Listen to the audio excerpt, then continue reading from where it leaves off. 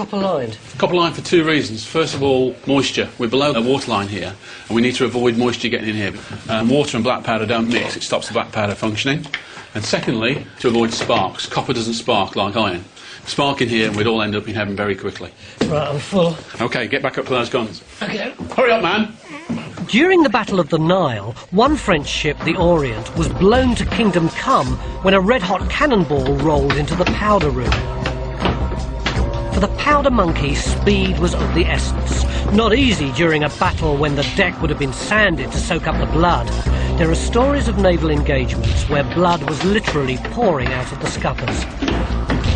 At the Battle of Trafalgar, 1 in 5 of the crew was either killed or wounded.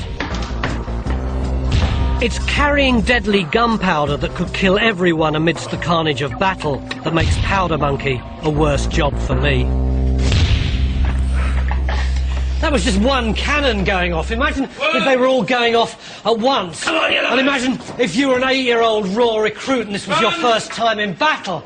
Mind you, if they did win and you did manage to capture an enemy boat, then the Powder Monkey's got a share in the prize money. I reckon it was that perk rather than patriotism that made the Royal Navy great. Cleaning out a giant bath was messy but relatively safe. Riding officers and powder monkeys may have had risky lives, but at least they had the glory of fighting for king and country. And even the shame of being an artist's model could lead to immortality. No, for me, the very worst job started every morning right here at 6 a.m. And as you can see from the size of the beds, it was a job done by children. It was actually 2 to a bed here, and these kids could only ever dream of becoming powder monkeys. The 18th century saw the birth of the Industrial Revolution that changed Britain forever, but it would never even have got off the ground if it hadn't been for worse jobs like the mule scavenger.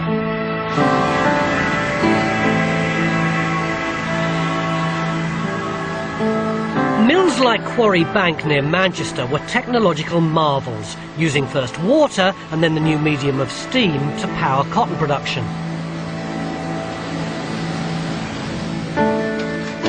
But they weren't so forward-thinking about employment. The mill owners here, though by no means the worst, used to buy, yes, buy children as young as 6 from the workhouse for a couple of quid to be apprentices. For not more than board and lodging, they worked at least 12 hours a day. The very worst job in a factory, right at the bottom of the hierarchy of the mill, was the little scavengers. They were mostly the youngest children. Yeah. And what they had to do was to go underneath this machine. What, right through the back here? Yeah. Oh, keep away from it. Yeah, right under that machine there, while it was working, and clean away all the bits of loose cotton that had fallen down. It must have been quite dangerous. Well, it was incredibly dangerous. If you think about it, the early mules couldn't be stopped. You couldn't stop the machine to clean them. Yeah. And in any case, the spinners were paid by the piece, so they had no interest in stopping the machine. Well, I suppose the thing about kids is that they tend not to concentrate and muck about. Absolutely. Kids and machinery just don't mix. Yeah. And after 12 hours of working in this place, you could imagine that children would be tired and inattentive, and it only required 1 second of inattention to get a finger caught in one of these wheels, or to even get squeezed between the carriage and the back of the machinery. Do we know much about the kind of injuries that they got?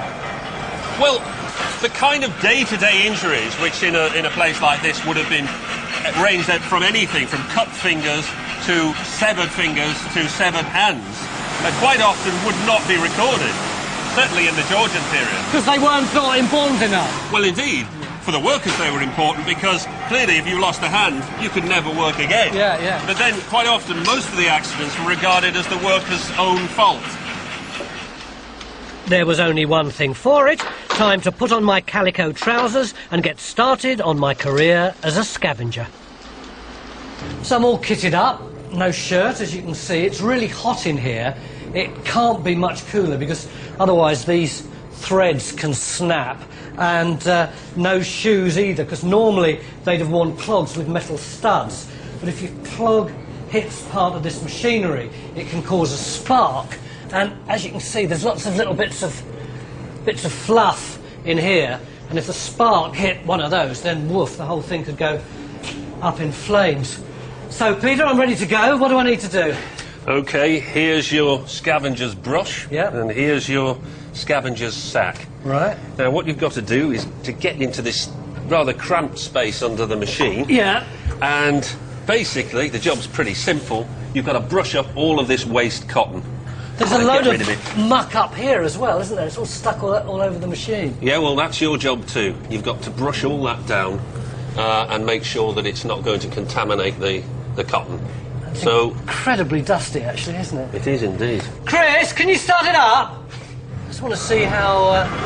You can imagine how dangerous it would be to be cleaning off these wheels as well, you know, and the ropes and the machine. Yeah, it would be if your concentration shifted, wouldn't it? Absolutely. For 12 hours a day, the scavenger needed incredible agility.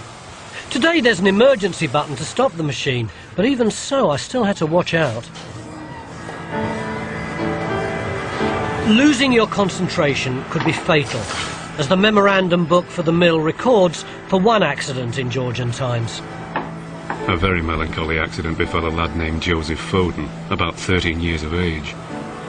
While engaged sweeping under a mule, his head was caught between the roller beam and the carriage, as the latter was putting up, and completely smashed. Death being instantaneous.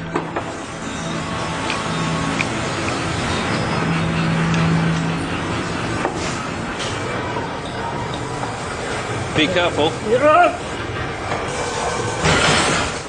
It would really take your feet off, wouldn't it? If you were concentrating over this bit here and you got your foot down there. Yep. Feet, fingers.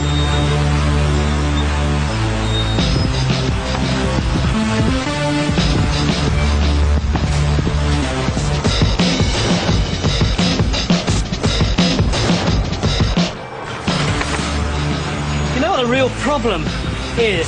That there's no even rhythm.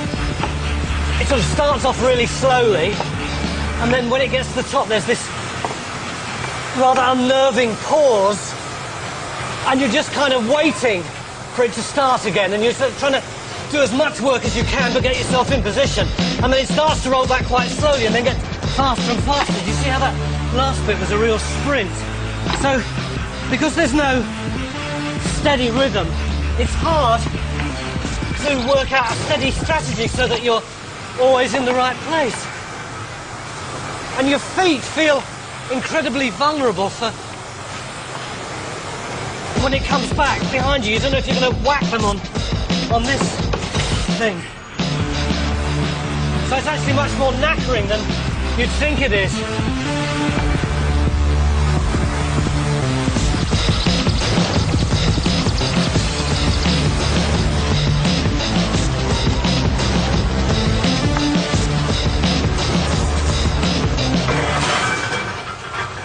It's so knackering.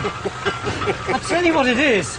If it was a regular rhythm, you could work out how you were going to do it. Yeah. But because it's in such jerks, it's like driving a car off-road that you're constantly having to concentrate. So, you know, I imagine what it must have been like for kids, because the moment you let the concentration stop, you lose sync with the rhythm of it. And it's actually the backing out. You see, backing out through here. It's a